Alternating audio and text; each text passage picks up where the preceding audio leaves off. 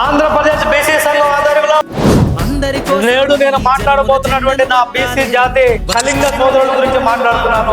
ఎంతో చరిత్ర కలిగినటువంటి కులం కళింగ జాతి అని చెప్పేసి కూడా నేను ఈ సందర్భంగా చెప్తున్నాను. బ్రిటిష్ వారిని ఎదిరించి పోరాడినటువంటి చరిత్ర నా కళింగ సోదరులకు ఉంది. నీతి నిజాయితీలకు మారిపోయారు, పౌరుషానికి మారిపోయారు కళింగ సోదరులు అని చెప్పేసి నేను సందర్భంగా తెలియజేస్తున్నాను. ఉత్తరాంధ్ర వేదికగా పెద్ద సంఖ్యలో జీవిస్తున్నటువంటి కళింగ సోదరుల్లో ఈ రోజుకి కూడా వేళ్ల కుటుంబాలు పేదరికంతో మగ్గుతున్నాయి. వేళ్ల కుటుంబాల్లో ఉన్నటువంటి విద్యార్థులు విద్యకు దూరంగా అవుతున్నారు. ఇట్టి పరిస్థితుల్లో రాష్ట్ర ప్రభుత్వం వెంటనే దృష్టి సారించాలి. కళింగ కార్పొరేషన్ కు వారి జనాభా ఆధారంగా నిధులు కేటాయించాలి. వారి జనాభా ఆధారంగా రాజ్యాధికారంలో నా కళింగ సోదరులకు అవకాశం కల్పించాలా. వారి జనాభా ఆధారంగా కళింగ సోదరుల్లో సమర్థుడైనటువంటి నేతకు ఎమ్మెల్సీగా అవకాశం ఇవ్వాలని చెప్పేసి నేను డిమాండ్ చేస్తున్నాను.